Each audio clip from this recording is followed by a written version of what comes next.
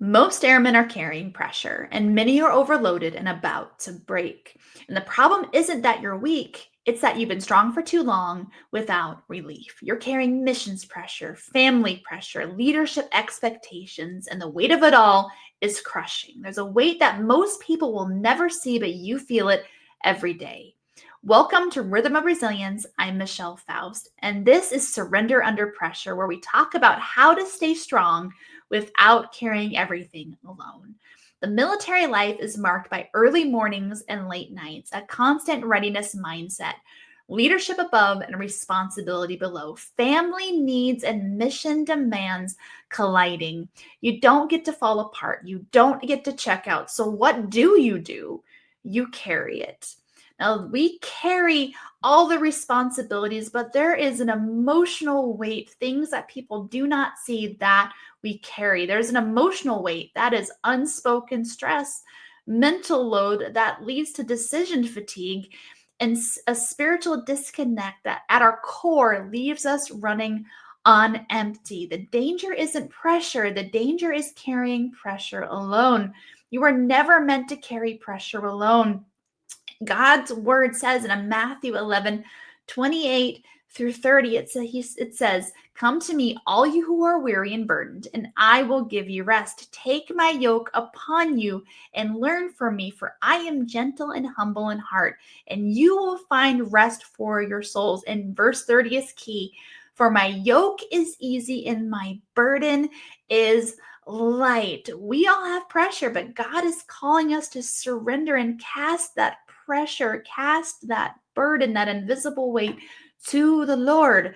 Surrender isn't quitting. It's not tapping out. It's not weakness. Surrender is releasing what was never ours to carry by ourselves.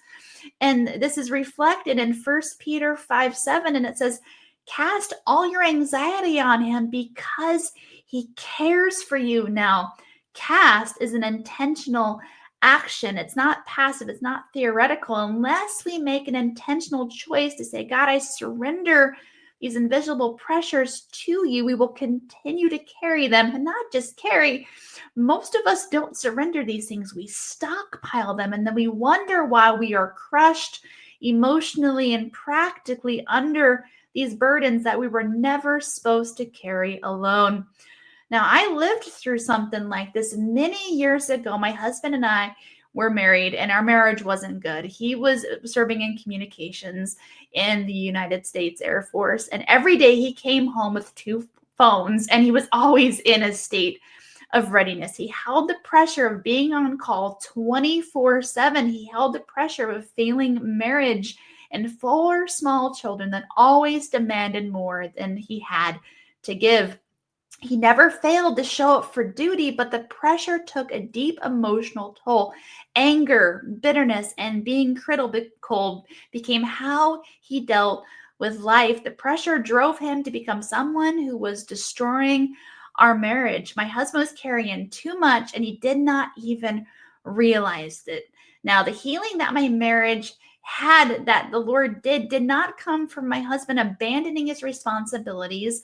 Rather, he surrendered that invisible weight to the Lord. And the change that happened in his life did not happen overnight. It happened one day at a time. If you are overwhelmed by pressure, I want you to see a simple place to begin.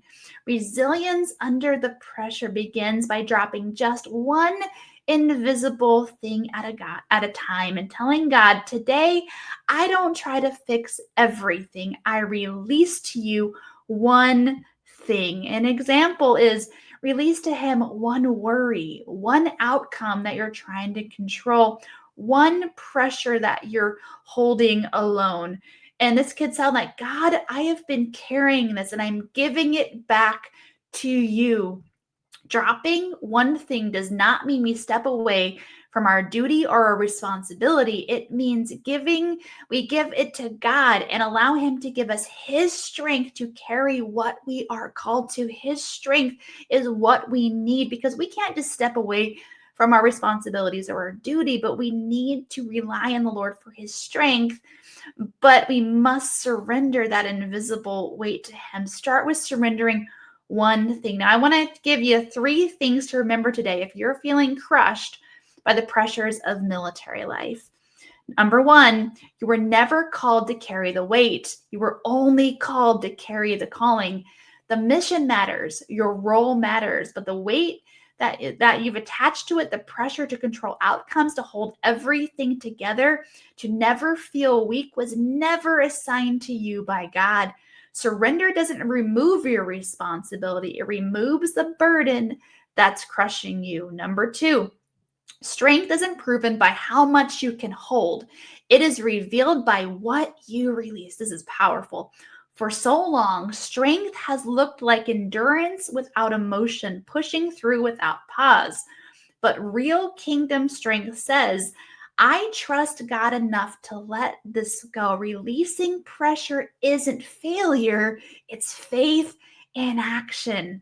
And number 3, freedom doesn't come when life gets lighter, it comes when you let go. Now, most people are waiting for the situation to change before they feel relief, but Jesus has already given the invitation: come, release, receive. Relief is not found in a different assignment, it's found in surrendering the weight of the one you're carrying now. Now, you're not meant to carry it all. You're meant to walk with the one who already has.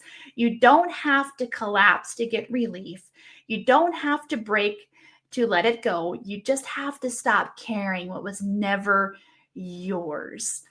Your strength isn't about carrying everything, it's about knowing what to release. You're overloaded, you're not defeated, and surrendering might be the strongest move you make this week. Stay grounded, stay steady, and I will see you next time.